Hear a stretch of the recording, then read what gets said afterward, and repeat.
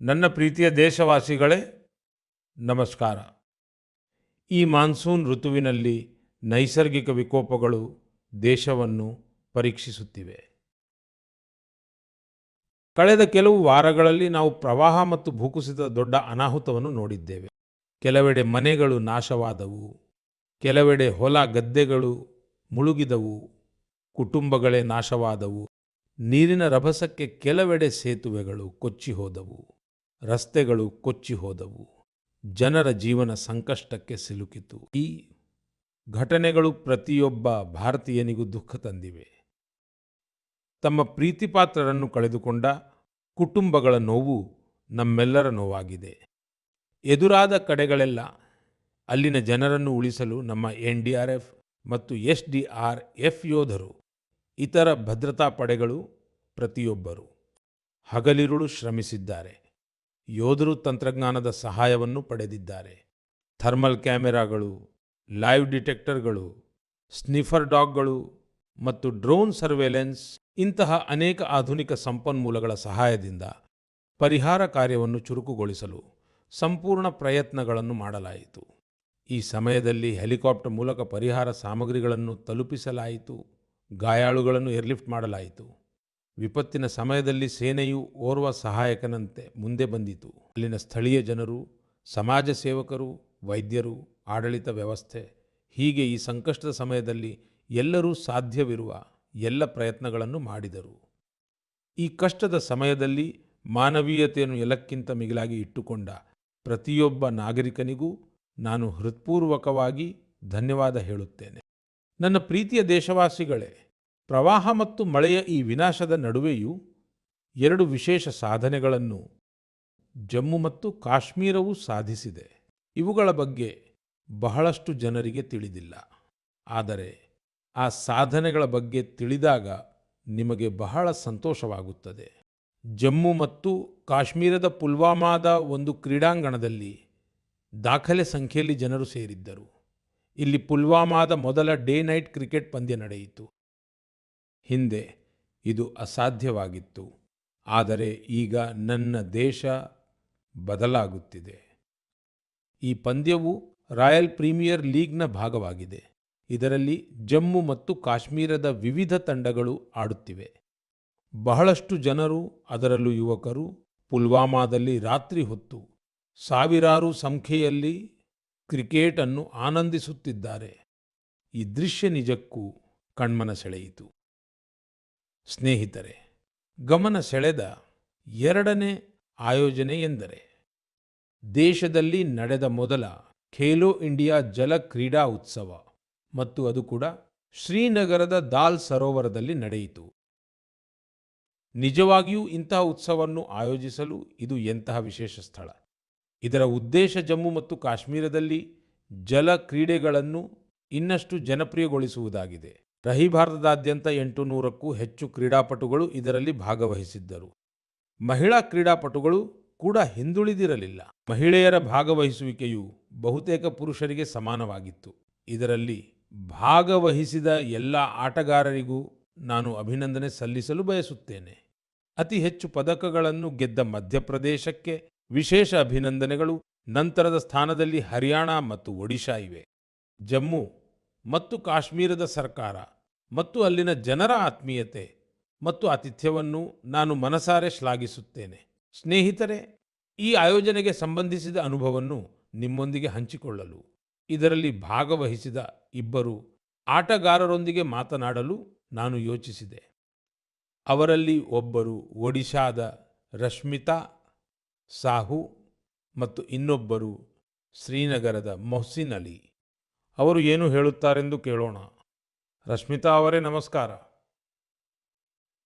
ನಮಸ್ಕಾರ ಸರ್. ಜೈ ಜಗನ್ನಾಥ. ಜೈ ಜಗನ್ನಾಥ್ ಸರ್.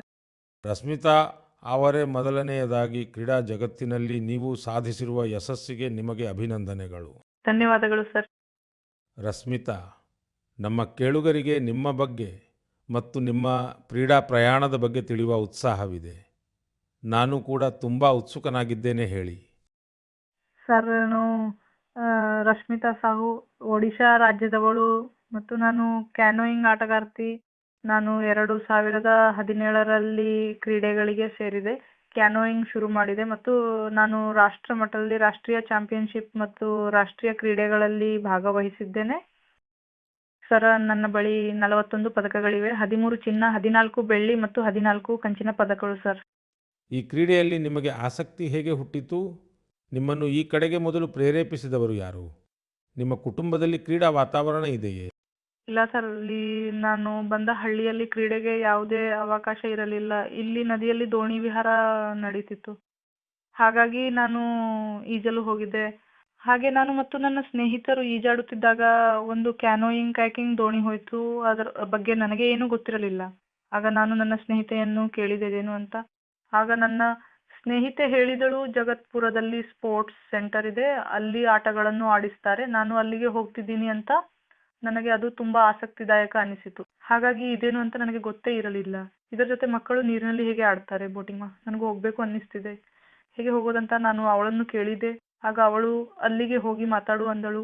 ಆಮೇಲೆ ನಾನು ತಕ್ಷಣ ಮನೆಗೆ ಹೋಗಿ ಅಪ್ಪ ನಾನು ಹೋಗ್ಬೇಕು ಅಂದೆ. ಆಮೇಲೆ ಅವರು ಸರಿ ಅಮ್ಮ ಅಂತ ಕರ್ಕೊಂಡು ಬಂದ್ರು. ಟ್ರಯಲ್ ಸಮಯದಲ್ಲಿ ಇರಲಿಲ್ಲ. ಆಗ ತರಬೇತುದಾರರು ಟ್ರಯಲ್ ಫೆಬ್ರವರಿಯಲ್ಲಿ ಇರುತ್ತೆ, ಫೆಬ್ರವರಿ ಮತ್ತು ಮಾರ್ಚ್ನಲ್ಲಿ ನಡೆಯುವ ಟ್ರಯಲ್ ಸಮಯದಲ್ಲಿ ನೀವು ಬನ್ನಿ ಅಂತ ಹೇಳಿದ್ರು. ಆಮೇಲೆ ನಾನು ಟ್ರಯಲ್ ಸಮಯದಲ್ಲಿ ಬಂದೆ. ಸರಿ ರಶ್ಮಿತಾ, ಕಾಶ್ಮೀರದಲ್ಲಿ ನಡೆದ ಖೇಲೋ ಇಂಡಿಯಾ ಜಲಕ್ರೀಡಾ ಉತ್ಸವದಲ್ಲಿ ನಿಮ್ಮ ಸ್ವಂತ ಅನುಭವ ಹೇಗಿತ್ತು? ನೀವು ಕಾಶ್ಮೀರಕ್ಕೆ ಹೋಗಿದ್ದು ಅದೇ ಮೊದಲ? ಹೌದು ಸರ್, ನಾನು ಕಾಶ್ಮೀರಕ್ಕೆ ಹೋಗಿದ್ದು ಅದೇ ಮೊದಲು. ನಮಗಾಗಿ ಅಲ್ಲಿ ಮೊದಲ ಖೇಲೋ ಇಂಡಿಯಾ ಜಲಕ್ರೀಡಾ ಉತ್ಸವವನ್ನು ಆಯೋಜಿಸಲಾಗಿತ್ತು. ಅದರಲ್ಲಿ ನನ್ನ 2 ಇವೆಂಟ್ಗಳಿದ್ದವು. ಸಿಂಗಲ್ಸ್ 200 ಮೀಟರ್ ಮತ್ತು ಡಬಲ್ಸ್ 500 ಮೀಟರ್ ಮತ್ತು ಎರಡರಲ್ಲೂ ನಾನು ಚಿನ್ನದ ಪದಕವನ್ನು ಗೆದ್ದಿದ್ದೇನೆ ಸರ್. ಅರೆ ವಾವ್, ಎರಡರಲ್ಲೂ ಗೆದ್ದಿದ್ದೀರಾ? ಹೌದು ಸರ್. ತುಂಬ ಹೃದಯದ ಅಭಿನಂದನೆಗಳು. ಧನ್ಯವಾದಗಳು ಸರ್. ಸರಿ ರಶ್ಮಿತಾ, ಜಲಕ್ರೀಡೆಗಳನ್ನು ಬಿಟ್ಟು ನಿಮಗೆ ಬೇರೆ ಯಾವ ಹವ್ಯಾಸಗಳಿವೆ? ಹ್ಞೂ ಸರ್, ಜಲ ಕ್ರೀಡೆಗಳನ್ನು ಬಿಟ್ಟು ನನಗೆ ಕ್ರೀಡೆಗಳಲ್ಲಿ ರನ್ನಿಂಗ್ ತುಂಬ ಇಷ್ಟ. ಊರಿಗೆ ಯಾವಾಗೆಲ್ಲ ನಾನು ರಜೆಗೆ ಅಂತ ಹೋಗ್ತೀನೋ ಆಗ ನಾನು ರನ್ನಿಂಗ್ಗೆ ಹೋಗ್ತೀನಿ. ನನ್ನ ಹಳೆಯ ಮೈದಾನ ಇದೆ, ಅಲ್ಲಿ ನಾನು ಮೊದಲು ಸ್ವಲ್ಪ ಫುಟ್ಬಾಲ್ ಆಡೋಕೆ ಕಲ್ತಿದ್ದೆ. ಹಾಗಾಗಿ ಅಲ್ಲಿಗೆ ಹೋದಾಗೆಲ್ಲ ನಾನು ತುಂಬ ಓಡ್ತಾ ಇದ್ದೆ. ಮತ್ತೆ ನಾನು ಫುಟ್ಬಾಲ್ ಕೂಡ ಆಡ್ತೀನಿ ಸರ್, ಸ್ವಲ್ಪ ಸ್ವಲ್ಪ. ಅಂದರೆ ಆಟ ನಿಮ್ಮ ರಕ್ತದಲ್ಲೇ ಇದೆಯಾ? ಹೌದು ಸರ್, ನಾನು ಶಾಲೆಯಲ್ಲಿದ್ದಾಗ 1ರಿಂದ 10ನೇ ತರಗತಿಯವರೆಗೆ ಯಾವುದಲ್ಲೇ ಭಾಗವಹಿಸಿದ್ರು ಎಲ್ಲದರಲ್ಲೂ ನಾನು ಮೊದಲು ಬರ್ತಿದ್ದೆ, ಚಾಂಪಿಯನ್ ಆಗ್ತಿದ್ದೆ ಸರ್. ರಶ್ಮಿತಾ, ನಿಮ್ಮ ಹಾಗೆ ಆಟಗಳಲ್ಲಿ ಮುಂದೆ ಬರಲು ಬಯಸುವವರಿಗೆ ನೀವು ಏನಾದರೂ ಸಂದೇಶ ಕೊಡಬೇಕೆಂದರೆ ಏನು ಕೊಡುತ್ತೀರಿ? ಸರ್, ತುಂಬ ಮಕ್ಕಳಿಗೆ ಮನೆಯಿಂದ ಹೊರಗೆ ಹೋಗೋಕ್ಕೂ ಬಿಡಲ್ಲ, ಅದರಲ್ಲೂ ಹೆಣ್ಣು ಮಕ್ಕಳಾಗಿದ್ರೆ. ನೀನು ಹೊರಗಡೆ ಹೇಗೆ ಹೋಗ್ತೀಯ ಅಂತ ಕೇಳ್ತಾರೆ. ಮತ್ತು ಕೆಲವರು ಹಣದ ಸಮಸ್ಯೆಯಿಂದ ಆಟವನ್ನೇ ಬಿಟ್ಟು ಬಿಡ್ತಿದ್ದಾರೆ. ಖೇಲೋ ಇಂಡಿಯಾ ಯೋಜನೆ ಜಾರಿ ಆಗ್ತಾ ಇರೋದ್ರಿಂದ ಅನೇಕ ಮಕ್ಕಳಿಗೆ ಆರ್ಥಿಕ ನೆರವು ಸಿಗ್ತಾ ಇದೆ. ಇದರಿಂದಾಗಿ ಹಲವು ಮಕ್ಕಳು ಮುಂದೆ ಬರೋದಕ್ಕೆ ಸಹಕಾರಿಯಾಗಿದೆ. ಮತ್ತು ನಾನು ಎಲ್ಲರಿಗೂ ಏನು ಹೇಳ್ತೀನಿ ಅಂದರೆ, ಕ್ರೀಡೆಯನ್ನು ಬಿಡಬೇಡಿ, ನೀವು ಕ್ರೀಡೆಯಿಂದ ಬಹಳ ಮುಂದೆ ಹೋಗಬಹುದು. ಹಾಗಾಗಿ ಕ್ರೀಡೆ ಒಂದು ಆಟ ಮಾತ್ರವಲ್ಲ, ಅದು ದೇಹದ ಪ್ರತಿಯೊಂದು ಅಂಗವನ್ನು ಆರೋಗ್ಯವಾಗಿರಿಸುತ್ತದೆ. ಭಾರತಕ್ಕೆ ಪದಕ ಗೆಲ್ಲಲು ಕ್ರೀಡೆಯನ್ನು ಮುನ್ನಡೆಸುವುದು ನಮ್ಮ ಕರ್ತವ್ಯವಾಗಿದೆ ಸರ್. ಸರಿ ರಶ್ಮಿತಾ ಅವರೇ, ನನಗೆ ತುಂಬ ಸಂತೋಷವಾಯಿತು. ಅಭಿನಂದನೆಗಳು. ಮತ್ತೊಮ್ಮೆ ನಿಮ್ಮ ತಂದೆಯವರಿಗೂ ನನ್ನ ನಮಸ್ಕಾರಗಳನ್ನು ತಿಳಿಸಿ. ಏಕೆಂದರೆ ಅಷ್ಟೊಂದು ಕಷ್ಟಗಳಿದ್ದರೂ ಅವರು ಒಬ್ಬ ಮಗಳಿಗೆ ಇಷ್ಟೊಂದು ಪ್ರೋತ್ಸಾಹ ಕೊಟ್ಟು ಮುಂದೆ ಬರಲು ಸಹಕರಿಸಿದ್ದಾರೆ. ನನ್ನ ಕಡೆಯಿಂದ ನಿಮಗೆ ಶುಭಾಶಯಗಳು. ಧನ್ಯವಾದಗಳು. ಧನ್ಯವಾದಗಳು ಸರ್. ಜೈ ಜಗನ್ನಾಥ್. ಜೈ ಜಗನ್ನಾಥ್ ಸರ್. ಮೊಹಸಿನ್ ಅಲಿ, ನಮಸ್ತೆ. ನಮಸ್ತೆ ಸರ್. ಮೊಹಸಿನ್ ಅವರೇ, ನಿಮಗೆ ಅಭಿನಂದನೆಗಳು ಮತ್ತು ನಿಮ್ಮ ಉಜ್ವಲ ಭವಿಷ್ಯಕ್ಕೆ ಶುಭಾಶಯಗಳು. ಧನ್ಯವಾದಗಳು ಸರ್. ಮೊಹಸಿನ್, ಮೊದಲ ಖೇಲೋ ಇಂಡಿಯಾ ಜಲಕ್ರೀಡಾ ಉತ್ಸವದಲ್ಲಿ ಮೊಟ್ಟಮೊದಲ ಚಿನ್ನದ ಪದಕವನ್ನು ಗೆದ್ದವರು ನೀವೇ. ನಿಮಗೆ ಹೇಗನ್ನಿಸ್ತು? ಸರ್, ನನಗೆ ತುಂಬಾ ಖುಷಿಯಾಗಿದೆ. ಕಾಶ್ಮೀರದಲ್ಲಿ ಮೊದಲ ಬಾರಿಗೆ ನಡೆದ ಖೇಲೋ ಇಂಡಿಯಾದಲ್ಲಿ ನಾನು ಚಿನ್ನದ ಪದಕವನ್ನು ಗೆದ್ದಿದ್ದೇನೆ. ಜನರು ಏನು ಹೇಳುತ್ತಿದ್ದಾರೆ? ದೊಡ್ಡ ಸಡಗರ ಇದೆ ಸರ್. ಇಡೀ ಕುಟುಂಬ ಖುಷಿಯಾಗಿದೆ. ನಿಮ್ಮ ಶಾಲೆಯವರು ಕೂಡ ಖುಷಿಯಾಗಿದ್ದಾರೆ. ಕಾಶ್ಮೀರದಲ್ಲಿ ಎಲ್ಲರೂ ನೀನು ಚಿನ್ನದ ಪದಕ ವಿಜೇತ ಅಂತ ಹೇಳ್ತಾರೆ. ಹಾಗಾದ್ರೆ ನೀವು ಈಗ ದೊಡ್ಡ ಸೆಲೆಬ್ರಿಟಿ ಆಗಿ ಬಿಟ್ಟಿದ್ದೀರಿ. ಹೌದು ಸರ್. ಸರಿ, ಜಲಕ್ರೀಡೆಗಳಲ್ಲಿ ನಿಮಗೆ ಆಸಕ್ತಿ ಹೇಗೆ ಬಂತು ಮತ್ತು ಇದರಿಂದ ನಿಮಗೆ ಏನು ಪ್ರಯೋಜನ ಆಗ್ತಾ ಇದೆ? ಮೊದಲಿಗೆ ನಾನು ನನ್ನ ಬಾಲ್ಯದಲ್ಲಿ ದಾಲ್ ಸರೋವರದಲ್ಲಿ ದೋಣಿ ಹೋಗುವುದನ್ನು ನೋಡಿದೆ. ಆಗಪ್ಪ, ನಿನಗೂ ಆ ರೀತಿ ಹೋಗೋ ಆಸೆ ಇದೆಯಾ ಅಂತ ಕೇಳಿದರು. ನಾನು ಹೌದು, ನನಗೂ ಆಸಕ್ತಿ ಇದೆ ಎಂದೆ. ನಂತರ ನಾನು ಬಿಲ್ಕಿಸ್ ಮ್ಯಾಮ್ ಬಳಿ ಹೋದೆ, ಅವರು ನನಗೆ ಕಲಿಸಿದರು. ಸರಿ ಮೊಹಸಿನ್, ಇಡೀ ದೇಶದ ಜನರು ಬಂದಿದ್ದರು. ಮೊದಲ ಬಾರಿಗೆ ಜಲಕ್ರೀಡೆಗಳ ಕಾರ್ಯಕ್ರಮ ನಡೆಯಿತು ಮತ್ತು ಅದು ಕೂಡ ಶ್ರೀನಗರದಲ್ಲಿ, ಅದು ಕೂಡ ದಾಲ್ ಸರೋವರದಲ್ಲಿ. ಇಡೀ ದೇಶದಿಂದ ಇಷ್ಟೊಂದು ಜನರು ಬಂದಾಗ ಅಲ್ಲಿನ ಸ್ಥಳೀಯ ಜನರಿಗೆ ಹೇಗನಿಸಿತು? ತುಂಬಾ ಸಂತೋಷವಾಗಿತ್ತು ಸರ್. ಎಲ್ಲರೂ ಇದು ಒಳ್ಳೆಯ ತಾಣ, ಇಲ್ಲಿ ಎಲ್ಲವೂ ಚೆನ್ನಾಗಿದೆ, ಸೌಲಭ್ಯಗಳು ಕೂಡ ಉತ್ತಮವಾಗಿವೆ ಎಂದು ಹೇಳುತ್ತಿದ್ದರು. ಖೇಲೋ ಇಂಡಿಯಾದಲ್ಲಿ ಇಲ್ಲಿ ಎಲ್ಲವೂ ಚೆನ್ನಾಗಿತ್ತು. ಹಾಗಾದರೆ ನೀವು ಯಾವತ್ತಾದರೂ ಕಾಶ್ಮೀರದಿಂದ ಹೊರಗೆ ಆಡಲು ಹೋಗಿದ್ದೀರಾ? ಹೌದು ಸರ್, ನಾನು ಭೋಪಾಲ್ಗೆ ಹೋಗಿದ್ದೇನೆ, ಗೋವಾಗೆ ಹೋಗಿದ್ದೇನೆ, ಕೇರಳಕ್ಕೆ ಹೋಗಿದ್ದೇನೆ, ಹಿಮಾಚಲಕ್ಕೆ ಹೋಗಿದ್ದೇನೆ. ಹಾಗಾದರೆ ನೀವು ಇಡೀ ಹಿಂದೂಸ್ಥಾನವನ್ನೇ ನೋಡಿದ್ದೀರಿ. ಹೌದು ಸರ್. ಹಾಗಾದರೆ ಅಲ್ಲಿ ಸಾಕಷ್ಟು ಆಟಗಾರರು ಬಂದಿದ್ದರು. ಹೌದು ಸರ್. ಹಾಗಾದರೆ ಹೊಸ ಸ್ನೇಹಿತರನ್ನು ಮಾಡಿಕೊಂಡ್ರೆ ಇಲ್ವಾ? ಸರ್, ತುಂಬಾ ಸ್ನೇಹಿತರನ್ನು ಮಾಡಿಕೊಂಡೆ. ಇಲ್ಲಿ ದಾಲ್ ಸರೋವರದಲ್ಲಿ, ಲಾಲ್ ಚೌಕ್ನಲ್ಲಿ ಎಲ್ಲೆಲ್ಲ ಕಡೆ ಒಟ್ಟಾಗಿ ಸುತ್ತಾಡಿದ್ವಿ. ಸರ್, ನಾವು ಪಹಲ್ಗಾಮ್ಗೂ ಹೋಗಿದ್ವಿ. ಹೌದು ಸರ್, ಎಲ್ಲ ಕಡೆ ಸುತ್ತಾಡಿದ್ವಿ. ಅಂದ ಹಾಗೆ ಜಮ್ಮು ಮತ್ತು ಕಾಶ್ಮೀರದಲ್ಲಿ ಕ್ರೀಡಾ ಪ್ರತಿಭೆಗಳು ಅದ್ಭುತವಾಗಿರುವುದನ್ನು ನಾನು ನೋಡಿದ್ದೇನೆ. ಸರ್, ಹೌದು. ನಮ್ಮ ಜಮ್ಮು ಮತ್ತು ಕಾಶ್ಮೀರದ ಯುವಕರು ದೇಶದ ಹೆಸರನ್ನು ಬೆಳಗಿಸುವಷ್ಟು ಸಾಮರ್ಥ್ಯವನ್ನು ಹೊಂದಿದ್ದಾರೆ ಮತ್ತು ನೀವು ಅದನ್ನು ಮಾಡಿ ತೋರಿಸಿದ್ದೀರಿ. ಒಲಿಂಪಿಕ್ಸ್ನಲ್ಲಿ ಪದಕ ಗೆಲ್ಲಬೇಕು ಅನ್ನೋದು ನನ್ನ ಕನಸು ಸರ್. ವಾವ್, ಶಾಭಾಷ್. ಅದೇ ನನ್ನ ಕನಸು ಸರ್. ನಿಮ್ಮ ಮಾತು ಕೇಳಿದ ಕೂಡಲೇ ನನಗೆ ರೋಮಾಂಚನವಾಯಿತು. ಸರ್, ಒಲಿಂಪಿಕ್ಸ್ನಲ್ಲಿ ಮೆಡಲ್ ಗೆಲ್ಲುವುದು ನನ್ನ ಕನಸು. ದೇಶಕ್ಕಾಗಿ ರಾಷ್ಟ್ರಗೀತೆ ಮೊಳಗುವಂತೆ ಮಾಡುವುದು ನನ್ನ ಏಕೈಕ ಕನಸು. ನನ್ನ ದೇಶದ ಒಬ್ಬ ಕಾರ್ಮಿಕ ಕುಟುಂಬದ ಮಗ ಇಷ್ಟು ದೊಡ್ಡ ಕನಸು ಕಾಣುತ್ತಾನೆ ಅಂದರೆ ಈ ದೇಶ ತುಂಬ ಮುಂದೆ ಹೋಗಲಿದೆ. ಸರ್, ತುಂಬಾ ಮುಂದೆ ಹೋಗಲಿದೆ. ನಾವು ಭಾರತ ಸರ್ಕಾರಕ್ಕೆ ಇಲ್ಲಿ ಖೇಲೋ ಇಂಡಿಯಾವನ್ನು ಆಯೋಜಿಸಿದ್ದಕ್ಕಾಗಿ ಕೃತಜ್ಞರಾಗಿದ್ದೇವೆ. ಇದು ಇಲ್ಲಿ ಮೊದಲ ಬಾರಿಗೆ ನಡೆದಿದೆ ಸರ್. ಅದಕ್ಕೆ ಅಲ್ವಾ ನೀವು ನಿಮ್ಮ ಶಾಲೆಯಲ್ಲಿ ತುಂಬ ಪ್ರಸಿದ್ಧರಾಗಿರುವುದು. ಹೌದು ಸರ್. ಸರಿ ಮೊಹಸಿನ್, ನಿಮ್ಮೊಂದಿಗೆ ಮಾತನಾಡಿ ನನಗೆ ತುಂಬ ಖುಷಿಯಾಯಿತು ಮತ್ತು ನನ್ನ ಕಡೆಯಿಂದ ನಿಮ್ಮ ತಂದೆಗೆ ವಿಶೇಷವಾಗಿ ನನ್ನ ಧನ್ಯವಾದಗಳನ್ನು ತಿಳಿಸಿ. ಕಾರಣರು ಕೂಲಿ ಕೆಲಸ ಜೀವನ ನಡೆಸಿಯೂ ನಿಮ್ಮ ಜೀವನವನ್ನು ರೂಪಿಸಿದ್ದಾರೆ ಮತ್ತು ನೀವು ನಿಮ್ಮ ತಂದೆಯ ಮಾತುಗಳನ್ನು ಕೇಳಿ ಸ್ವಲ್ಪವೂ ವಿಶ್ರಮಿಸದೆ 10 ವರ್ಷಗಳ ಕಾಲ ತಪಸ್ಸು ಮಾಡಿದ್ದೀರಿ. ಇದು ಒಬ್ಬ ಕ್ರೀಡಾಪಟುವಿಗೆ ದೊಡ್ಡ ಸ್ಫೂರ್ತಿ ಮತ್ತು ನಿಮ್ಮ ಹಿಂದೆ ಇಷ್ಟೊಂದು ಶ್ರಮ ವಹಿಸಿದ ನಿಮ್ಮ ತರಬೇತುದಾರಿಗೂ ನಾನು ಅಭಿನಂದನೆ ಸಲ್ಲಿಸುತ್ತೇನೆ. ನನ್ನ ಕಡೆಯಿಂದ ನಿಮಗೆ ಶುಭಾಶಯಗಳು ಮತ್ತು ಅಭಿನಂದನೆಗಳು ಸಹೋದರ. ಧನ್ಯವಾದಗಳು ಸರ್. ನಮಸ್ಕಾರ ಸರ್. ಜೈ ಹಿಂದ್. ಸ್ನೇಹಿತರೆ, ಏಕ್ ಭಾರತ್ ಶ್ರೇಷ್ಠ ಭಾರತ್ ಎಂಬ ಭಾವನೆ ದೇಶದ ಏಕತೆಗೆ, ದೇಶದ ಅಭಿವೃದ್ಧಿಗೆ ಬಹಳ ಅವಶ್ಯಕವಾಗಿದೆ ಮತ್ತು ಖಂಡಿತವಾಗಿಯೂ ಕ್ರೀಡೆಗಳು ಇದರಲ್ಲಿ ದೊಡ್ಡ ಪಾತ್ರವನ್ನು ವಹಿಸುತ್ತವೆ ಮತ್ತು ಅದಕ್ಕಾಗಿಯೇ ನಾನು ಹೇಳುತ್ತೇನೆ, ಯಾರು ಆಡುತ್ತಾರೋ ಅವರು ಅರಳುತ್ತಾರೆ. ನಮ್ಮ ದೇಶವೂ ಅಷ್ಟೇ, ಎಷ್ಟು ಪಂದ್ಯಾವಳಿಗಳನ್ನು ಆಡುತ್ತದೆಯೋ ಅಷ್ಟು ಅರಳುತ್ತದೆ. ನಿಮ್ಮಿಬ್ಬರು ಆಟಗಾರರಿಗೆ ಮತ್ತು ನಿಮ್ಮ ಸಹ ಆಟಗಾರರಿಗೆ ನನ್ನ ಶುಭಾಶಯಗಳು. ನನ್ನ ಪ್ರೀತಿಯ ದೇಶವಾಸಿಗಳೇ, ನೀವು UPSC ಹೆಸರನ್ನು ಖಂಡಿತ ಕೇಳಿರುತ್ತೀರಿ. ಈ ಸಂಸ್ಥೆಯು ದೇಶದ ಅತ್ಯಂತ ಕಠಿಣ ಪರೀಕ್ಷೆಗಳಲ್ಲಿ ಒಂದಾದ ಸಿವಿಲ್ ಸರ್ವಿಸಸ್ ಪರೀಕ್ಷೆಯನ್ನು ಸಹ ನಡೆಸುತ್ತದೆ. ಸಿವಿಲ್ ಸರ್ವಿಸ್ ಪರೀಕ್ಷೆಯಲ್ಲಿ ಟಾಪರ್ ಆದವರ ಸ್ಫೂರ್ತಿದಾಯಕ ಕಥೆಗಳನ್ನು ನಾವೆಲ್ಲ ಅನೇಕ ಬಾರಿ ಕೇಳಿದ್ದೇವೆ. ಈ ಯುವಕರು ಕಷ್ಟಕರ ಪರಿಸ್ಥಿತಿಗಳಲ್ಲಿ ಓದಿ ತಮ್ಮ ಕಠಿಣ ಪರಿಶ್ರಮದಿಂದ ಈ ಸೇವೆಗೆ ಅರ್ಹತೆ ಪಡೆಯುತ್ತಾರೆ. ಆದರೆ ಸ್ನೇಹಿತರೆ, PSC ಪರೀಕ್ಷೆಯ ಇನ್ನೊಂದು ಸತ್ಯವೂ ಇದೆ. ಅತ್ಯಂತ ಸಮರ್ಥರಾದ ಸಾವಿರಾರು ಅಭ್ಯರ್ಥಿಗಳು ಇರುತ್ತಾರೆ. ಅವರ ಪರಿಶ್ರಮವು ಯಾರಿಗೂ ಕಡಿಮೆ ಇರುವುದಿಲ್ಲ. ಆದರೆ ಅಲ್ಪ ಅಂತರದಿಂದ ಅವರು ಅಂತಿಮ ಪಟ್ಟಿಯನ್ನು ತಲುಪಲು ಸಾಧ್ಯವಾಗುವುದಿಲ್ಲ. ಈ ಅಭ್ಯರ್ಥಿಗಳು ಇತರ ಪರೀಕ್ಷೆಗಳಿಗೆ ಹೊಸದಾಗಿ ಸಿದ್ಧರಾಗಬೇಕಾಗುತ್ತದೆ. ಇದರಲ್ಲಿ ಅವರ ಸಮಯ ಮತ್ತು ಹಣ ಎರಡೂ ಖರ್ಚಾಗುತ್ತಿತ್ತು. ಹಾಗಾಗಿ ಅಂತಹ ಭರವಸೆಯ ವಿದ್ಯಾರ್ಥಿಗಳಿಗೆ ಒಂದು ಡಿಜಿಟಲ್ ವೇದಿಕೆಯನ್ನು ಸಿದ್ಧಪಡಿಸಲಾಗಿದೆ. ಪ್ರತಿಭಾ ಸೇತು ಅದರ ಹೆಸರು. UPSC ಪರೀಕ್ಷೆಗಳ ಎಲ್ಲ ಹಂತಗಳನ್ನು ಯಶಸ್ವಿಯಾಗಿ ಪೂರೈಸಿದ ಅಭ್ಯರ್ಥಿಗಳ ಮಾಹಿತಿಯನ್ನು ಪ್ರತಿಭಾ ಸೇತು ಪೋರ್ಟಲ್ನಲ್ಲಿ ಸಂಗ್ರಹಿಸಲಾಗಿದೆ. ಆದರೆ ಅವರ ಹೆಸರು ಅಂತಿಮ ಅರ್ಹತಾ ಪಟ್ಟಿಯಲ್ಲಿ ಬರಲು ಸಾಧ್ಯವಾಗಲಿಲ್ಲ. ಈ ಪೋರ್ಟಲ್ನಲ್ಲಿ 10,000ಕ್ಕೂ ಹೆಚ್ಚು ಪ್ರತಿಭಾವಂತ ಯುವ ಜನತೆಯ ದತ್ತಾಂಶ ಸಂಗ್ರಹ ಲಭ್ಯವಿದೆ. ಕೆಲವರು ಸಿವಿಲ್ ಸರ್ವಿಸ್ ಪರೀಕ್ಷೆಗೆ ತಯಾರಿ ನಡೆಸುತ್ತಿದ್ದರು, ಕೆಲವರು ಇಂಜಿನಿಯರಿಂಗ್ ಸೇವೆಗಳಿಗೆ ಹೋಗಲು ಬಯಸುತ್ತಿದ್ದರು, ಕೆಲವರು ವೈದ್ಯಕೀಯ ಸೇವೆಗಳ ಎಲ್ಲ ಹಂತಗಳನ್ನು. ಆದರೆ ಅಂತಿಮವಾಗಿ ಅವರು ಆಯ್ಕೆಯಾಗಲಿಲ್ಲ. ಅಂತಹ ಎಲ್ಲ ಅಭ್ಯರ್ಥಿಗಳ ಮಾಹಿತಿಯನ್ನು ಈಗ ಪ್ರತಿಭಾ ಸೇತು ಪೋರ್ಟಲ್ನಲ್ಲಿ ಲಭ್ಯವಾಗುವಂತೆ ಮಾಡಲಾಗಿದೆ.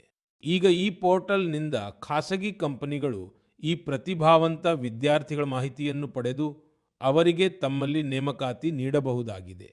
ನನ್ನ ಸ್ನೇಹಿತರೆ, ಈಗ ಈ ಪ್ರಯತ್ನದ ಫಲಿತಾಂಶಗಳು ಬರಲಾರಂಭಿಸಿವೆ. ನೂರಾರು ಅಭ್ಯರ್ಥಿಗಳಿಗೆ ಈ ಪೋರ್ಟಲ್ನ ಸಹಾಯದಿಂದ ತಕ್ಷಣವೇ ಉದ್ಯೋಗ ಸಿಕ್ಕಿದೆ ಮತ್ತು ಅಲ್ಪ ಅಂತರದಿಂದ ಹಿಂದೆ ಉಳಿದಿದ್ದ ಆ ಯುವಕರು ಈಗ ಹೊಸ ಆತ್ಮವಿಶ್ವಾಸದೊಂದಿಗೆ ಮುಂದೆ ಸಾಗುತ್ತಿದ್ದಾರೆ. ನನ್ನ ಪ್ರೀತಿಯ ದೇಶವಾಸಿಗಳೇ, ಇಂದು ಇಡೀ ಜಗತ್ತಿನ ಗಮನ ನಮ್ಮ ದೇಶದ ಕಡೆಗಿದೆ. ನಮ್ಮ ಭಾರತದಲ್ಲಿ ಅಡಗಿರುವ ಸಾಧ್ಯತೆಗಳ ಮೇಲೆ ಜಗತ್ತಿನ ಕಣ್ಣಿದೆ. ಇದಕ್ಕೆ ಸಂಬಂಧಿಸಿದ ಒಂದು ಆಹ್ಲಾದಕರ ಅನುಭವವನ್ನು ನಾನು ನಿಮ್ಮೊಂದಿಗೆ ಹಂಚಿಕೊಳ್ಳಲು ಬಯಸುತ್ತೇನೆ. ಪಾಡ್ಕಾಸ್ಟ್ಗಳು ಈ ದಿನಗಳಲ್ಲಿ ಬಹಳ ಪ್ರಚಲಿತದಲ್ಲಿವೆ ಎಂದು ನಿಮಗೆ ತಿಳಿದಿದೆ.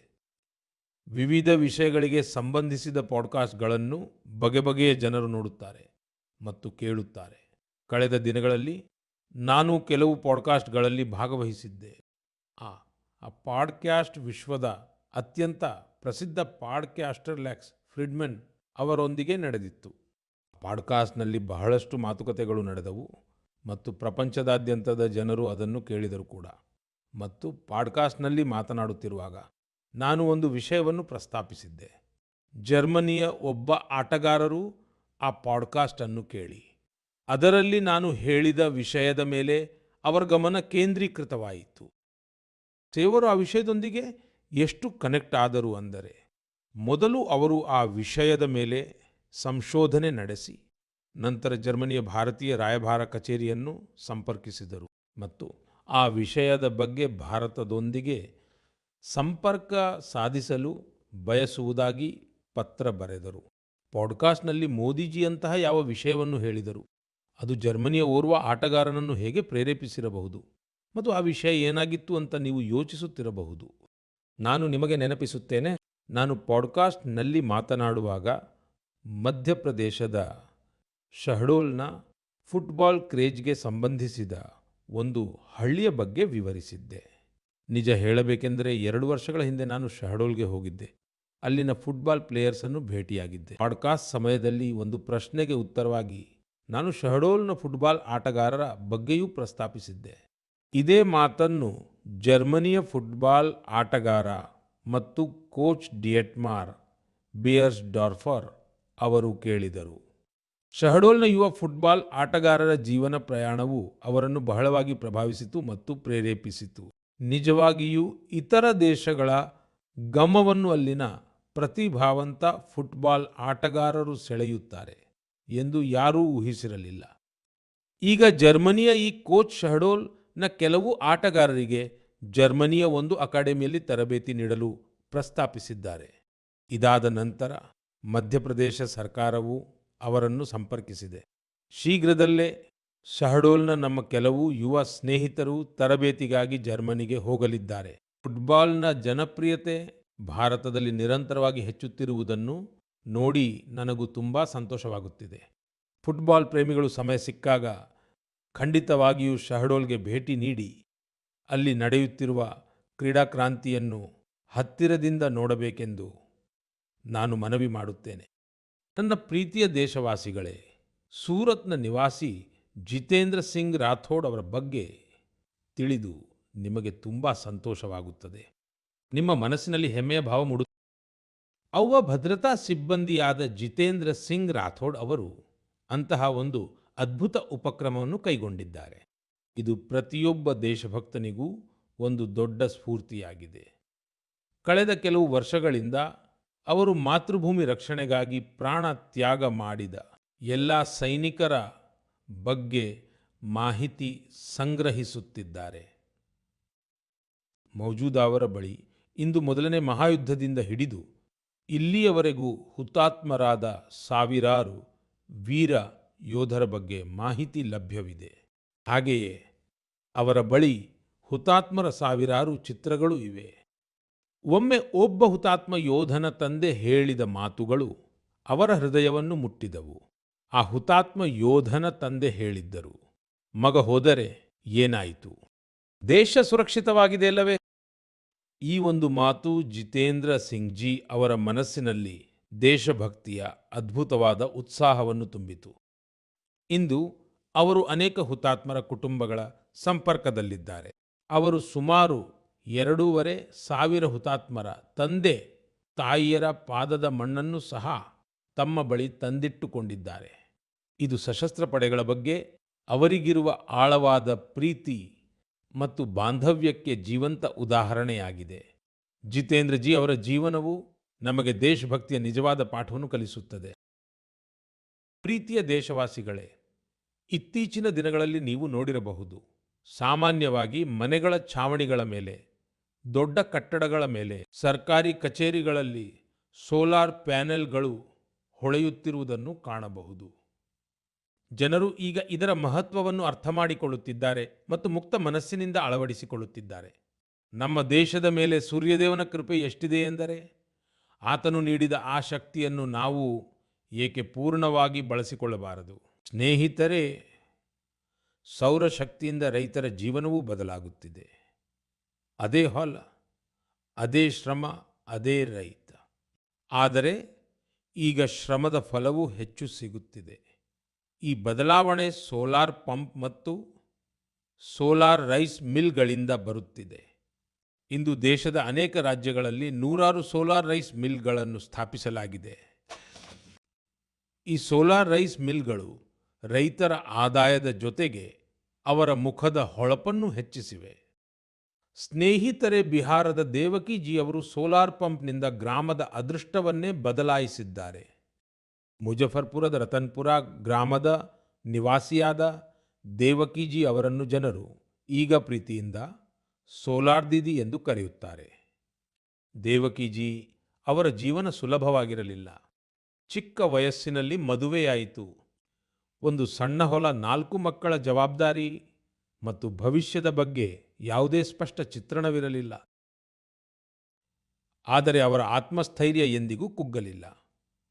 ಅವರು ಒಂದು ಸ್ವಸಹಾಯ ಗುಂಪಿಗೆ ಸೇರಿಕೊಂಡರು. ಅಲ್ಲಿ ಸೋಲಾರ್ ಪಂಪ್ಗಳ ಬಗ್ಗೆ ತಿಳಿದುಕೊಂಡರು. ಅವರು ಸೋಲಾರ್ ಪಂಪ್ಗಾಗಿ ಪ್ರಯತ್ನಗಳನ್ನು ಪ್ರಾರಂಭಿಸಿದರು ಮತ್ತು ಅದರಲ್ಲಿ ಯಶಸ್ವಿಯೂ ಆದರು.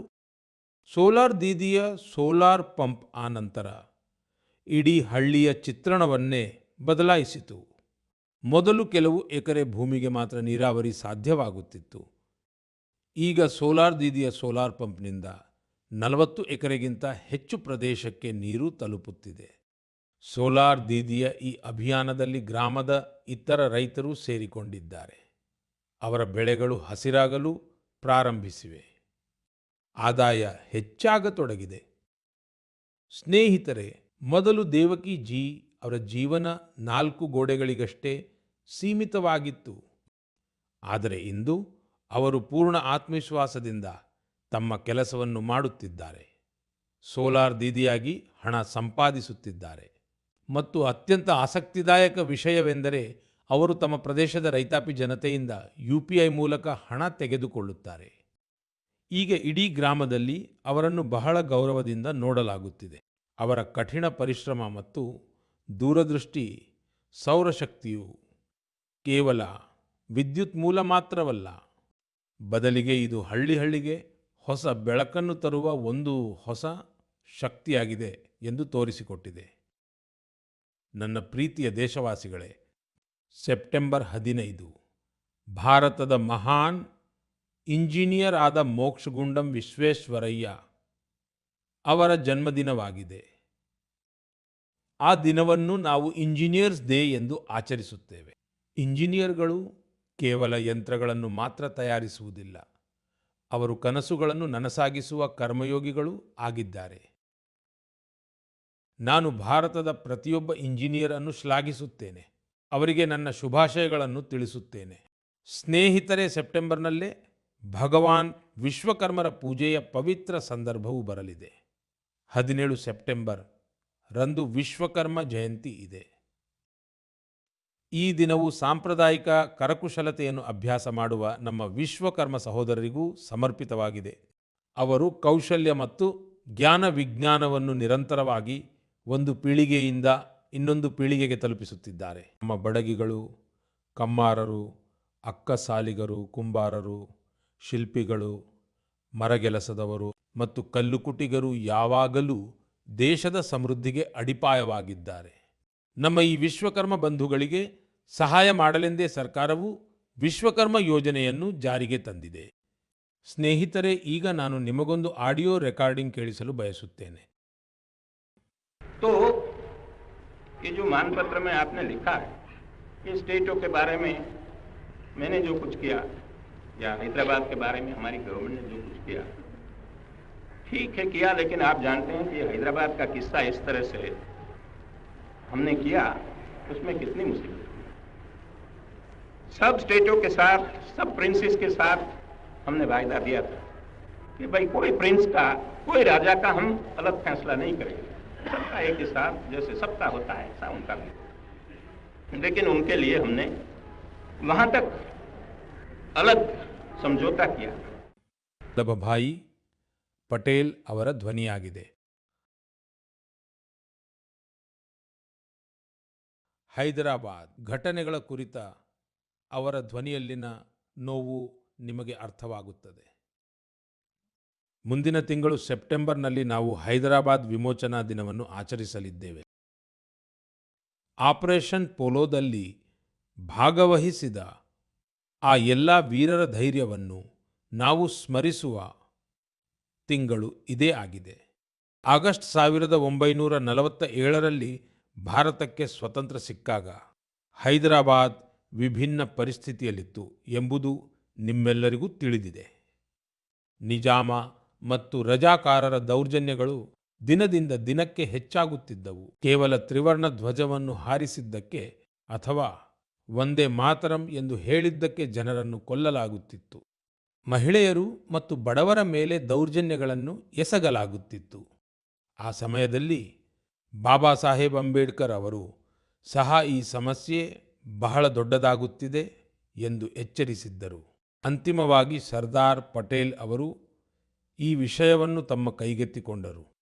ಅವರು ಆಪರೇಷನ್ ಪೋಲೋ ಪ್ರಾರಂಭಿಸಲು ಸರ್ಕಾರವನ್ನು ಸಿದ್ಧಪಡಿಸಿದರು. ನಮ್ಮ ಸೇನೆ ಅತ್ಯಂತ ಕಡಿಮೆ ಅವಧಿಯಲ್ಲಿ ಹೈದರಾಬಾದನ್ನು ನಿಜಾಮನ ಸರ್ವಾಧಿಕಾರದಿಂದ ಮುಕ್ತಗೊಳಿಸಿ ಅದನ್ನು ಭಾರತದ ಭಾಗವನ್ನಾಗಿ ಮಾಡಿತು. ಇಡೀ ದೇಶವೇ ಈ ಯಶಸ್ಸನ್ನು ಆಚರಿಸಿತು. ನನ್ನ ಪ್ರೀತಿಯ ದೇಶವಾಸಿಗಳೇ, ನೀವು ಜಗತ್ತಿನ ಯಾವುದೇ ಮೂಲೆಗೆ ಹೋದರೂ ಅಲ್ಲಿ ನಿಮಗೆ ಭಾರತೀಯ ಸಂಸ್ಕೃತಿಯ ಪ್ರಭಾವ ಖಂಡಿತವಾಗಿಯೂ ನೋಡಲು ಸಿಗುತ್ತದೆ. ಮತ್ತು ಈ ಪ್ರಭಾವವು ಕೇವಲ ಜಗತ್ತಿನ ದೊಡ್ಡ ನಗರಗಳಿಗೆ ಸೀಮಿತವಾಗಿಲ್ಲ. ಬದಲಿಗೆ ಇದನ್ನು ಸಣ್ಣ ಪಟ್ಟಣಗಳಲ್ಲಿಯೂ ಕಾಣಬಹುದು. ಇದೇ ರೀತಿಯ ಒಂದು ಪ್ರಸಂಗ ಇಟಲಿಯ ಕ್ಯಾಂಪ್ ರೊಟೊಂಡೋ ಎಂಬ ಸಣ್ಣ ಪಟ್ಟಣದಲ್ಲಿ ಕಂಡುಬಂದಿದೆ. ಇಲ್ಲಿ ಮಹರ್ಷಿ ವಾಲ್ಮೀಕಿ ಅವರ ಪ್ರತಿಮೆಯನ್ನು ಅನಾವರಣಗೊಳಿಸಲಾಯಿತು. ಈ ಕಾರ್ಯಕ್ರಮದಲ್ಲಿ ಸ್ಥಳೀಯ ಮೇಯರ್ ಸೇರಿದಂತೆ ಆ ಪ್ರದೇಶದ ಅನೇಕ ಪ್ರಮುಖ ವ್ಯಕ್ತಿಗಳು ಭಾಗವಹಿಸಿದ್ದರು. ಸ್ನೇಹಿತರೆ, ಕ್ಯಾಂಪ್ ರೊಟೊಂಡೋದಲ್ಲಿ ವಾಸಿಸುತ್ತಿರುವ ಭಾರತೀಯ ಮೂಲದ ಜನರು ಮಹರ್ಷಿ ವಾಲ್ಮೀಕಿ ಅವರ ಪ್ರತಿಮೆಯನ್ನು ಸ್ಥಾಪಿಸಿದ್ದರಿಂದ ಬಹಳ ಸಂತೋಷಗೊಂಡಿದ್ದಾರೆ. ಮಹರ್ಷಿ ವಾಲ್ಮೀಕಿಯವರ ಸಂದೇಶಗಳು ನಮ್ಮೆಲ್ಲರಿಗೂ ಬಹಳ ಸ್ಫೂರ್ತಿ ನೀಡುತ್ತವೆ. ಸ್ನೇಹಿತರೆ, ಈ ತಿಂಗಳ ಆರಂಭದಲ್ಲಿ ಕೆನಡಾದ ಮಿಸಿಸೌಗಾದಲ್ಲಿ ಪ್ರಭು ಶ್ರೀರಾಮನ 51 ಅಡಿ ಎತ್ತರದ ಪ್ರತಿಮೆಯನ್ನು ಅನಾವರಣಗೊಳಿಸಲಾಗಿದೆ. ಈ ಕಾರ್ಯಕ್ರಮದ ಬಗ್ಗೆ ಜನರಲ್ಲಿ ಬಹಳ ಉತ್ಸಾಹವಿತ್ತು. ಪ್ರಭು ಶ್ರೀರಾಮನ ಭವ್ಯ ಪ್ರತಿಮೆಯ ವಿಡಿಯೋಗಳನ್ನು ಸೋಷಿಯಲ್ ಮೀಡಿಯಾದಲ್ಲಿ ಬಹಳಷ್ಟು ಶೇರ್ ಮಾಡಲಾಯಿತು. ಸ್ನೇಹಿತರೆ, ರಾಮಾಯಣ ಮತ್ತು ಭಾರತೀಯ ಸಂಸ್ಕೃತಿ ಬಗೆಗಿನ ಈ ಪ್ರೀತಿ ಈಗ ಪ್ರಪಂಚದ ಮೂಲೆಮೂಲೆಗೂ ತಲುಪುತ್ತಿದೆ. ರಷ್ಯಾದಲ್ಲಿ ಒಂದು ಪ್ರಸಿದ್ಧ ಸ್ಥಳವಿದೆ, ವ್ಲಾಡಿವೋಸ್ಟಾಕ್. ಅನೇಕ ಜನರು ಇದನ್ನು ಒಂದು ಸ್ಥಳವೆಂದು ತಿಳಿದಿದ್ದಾರೆ. ಅಲ್ಲಿ ಚಳಿಗಾಲದಲ್ಲಿ ತಾಪಮಾನವು -20ರಿಂದ -30 ಡಿಗ್ರಿ ಸೆಲ್ಸಿಯಸ್ಗೆ ಇಳಿಯುತ್ತದೆ. ಈ ತಿಂಗಳು ವ್ಲಾಡಿವೋಸ್ಟಾಕ್ನಲ್ಲಿ ಒಂದು ಅನನ್ಯ ಪ್ರದರ್ಶನವನ್ನು ಆಯೋಜಿಸಲಾಗಿತ್ತು. ರಾಮಾಯಣದ ವಿವಿಧ ವಿಷಯಗಳ ಕುರಿತು ರಷ್ಯಾದ ಮಕ್ಕಳು ರಚಿಸಿದ ವರ್ಣಚಿತ್ರಗಳನ್ನು ಸಹ ಇಲ್ಲಿ ಪ್ರದರ್ಶಿಸಲಾಯಿತು. ಇಲ್ಲಿ ಒಂದು ಸ್ಪರ್ಧೆಯನ್ನು ಸಹ ಆಯೋಜಿಸಲಾಗಿತ್ತು. ಪ್ರಪಂಚದ ವಿವಿಧ ಭಾಗಗಳಲ್ಲಿ ಭಾರತೀಯ ಸಂಸ್ಕೃತಿಯ ಬಗ್ಗೆ ಹೆಚ್ಚುತ್ತಿರುವ ಅರಿವನ್ನು ನೋಡಿ ನಿಜವಾಗಿಯೂ ಬಹಳ ಸಂತೋಷವಾಗುತ್ತದೆ. ನನ್ನ ಪ್ರೀತಿಯ ದೇಶವಾಸಿಗಳೇ, ಈ ಬಾರಿ ಮನ್ ಕಿ ಬಾತ್ನಲ್ಲಿ ಇಷ್ಟು ಸಾಕು. ಈಗ ನೀವೆಲ್ಲರೂ ಗಣೇಶ ಉತ್ಸವವನ್ನು ಬಹಳ ಉತ್ಸಾಹದಿಂದ ಆಚರಿಸುತ್ತಿದ್ದೀರಿ. ಮುಂಬರುವ ದಿನಗಳಲ್ಲಿ ಅನೇಕ ಹಬ್ಬಗಳ ಸಂಭ್ರಮವಿರುತ್ತದೆ. ಈ ಹಬ್ಬಗಳಲ್ಲಿ ನೀವು ಸ್ವದೇಶಿ ವಿಷಯವನ್ನು ಎಂದಿಗೂ ಮರೆಯಬಾರದು. ಭಾರತದಲ್ಲಿ ತಯಾರಿಸಿದ ಉಡುಗೊರೆ, ಭಾರತದಲ್ಲಿಯೇ ನೇಯ್ದ ಉಡುಪು, ಭಾರತದಲ್ಲಿಯೇ ತಯಾರಿಸಿದ ವಸ್ತುಗಳಿಂದಲೇ ಅಲಂಕಾರ, ಭಾರತದಲ್ಲಿಯೇ ತಯಾರಿಸಿದ ಅಲಂಕಾರಿಕ ದೀಪಗಳಿಂದಲೇ ಬೆಳಕು, ಹೀಗೆ ಎಲ್ಲವೂ ಭಾರತದ್ದೇ ಆಗಿರಲಿ. ಬದುಕಿನ ಪ್ರತಿಯೊಂದು ಅಗತ್ಯಕ್ಕೂ ಸ್ವದೇಶಿ ವಸ್ತುಗಳನ್ನೇ ಬಳಸೋಣ. ಹೆಮ್ಮೆಯಿಂದ ಹೇಳಿ ಇದು ಸ್ವದೇಶಿ, ಹೆಮ್ಮೆಯಿಂದ ಹೇಳಿ ಇದು ಸ್ವದೇಶಿ, ಹೆಮ್ಮೆಯಿಂದ ಹೇಳಿ ಇದು ಸ್ವದೇಶಿ. ನಾವು ಇದೇ ಮನೋಭಾವದಿಂದ ಮುನ್ನಡೆಯಬೇಕು. ವೋಕಲ್ ಫಾರ್ ಲೋಕಲ್ ಎಂಬ ಒಂದೇ ಮಂತ್ರ, ಆತ್ಮನಿರ್ಭರ ಭಾರತ ಎಂಬ ಒಂದೇ ಮಾರ್ಗ, ಒಂದೇ ಗುರಿ, ವಿಕಸಿತ ಭಾರತ. ಸ್ನೇಹಿತರೆ, ಈ ಸಂತೋಷಗಳ ಮಧ್ಯೆ ನೀವೆಲ್ಲರೂ ಸ್ವಚ್ಛತೆಯ ಕಡೆ ನಿರಂತರವಾಗಿ ಗಮನ ಹರಿಸಬೇಕು. ಏಕೆಂದರೆ ಎಲ್ಲಿ ಸ್ವಚ್ಛತೆ ಇದೆಯೋ ಅಲ್ಲಿ ಹಬ್ಬಗಳ ಆನಂದವೂ ಹೆಚ್ಚಾಗುತ್ತದೆ. ಸ್ನೇಹಿತರೆ, ಮನ್ ಕಿ ಬಾತ್ಗಾಗಿ ನನಗೆ ಇದೇ ರೀತಿ ಹೆಚ್ಚಿನ ಸಂಖ್ಯೆಯಲ್ಲಿ ನಿಮ್ಮ ಸಂದೇಶಗಳನ್ನು ಕಳುಹಿಸುತ್ತಿರಿ. ನಿಮ್ಮ ಪ್ರತಿಯೊಂದು ಸಲಹೆಯೂ ಈ ಕಾರ್ಯಕ್ರಮಕ್ಕೆ ಬಹಳ ಮುಖ್ಯ. ನಿಮ್ಮ ಅಭಿಪ್ರಾಯಗಳನ್ನು ನನಗೆ ಕಳುಹಿಸುತ್ತಿರಿ. ಮುಂದಿನ ಬಾರಿ ನಾವು ಭೇಟಿಯಾದಾಗ ಇನ್ನಷ್ಟು ಹೊಸ ವಿಷಯಗಳ ಬಗ್ಗೆ ಚರ್ಚಿಸೋಣ. ನಿಮ್ಮೆಲ್ಲರಿಗೂ ಧನ್ಯವಾದಗಳು. ನಮಸ್ಕಾರ.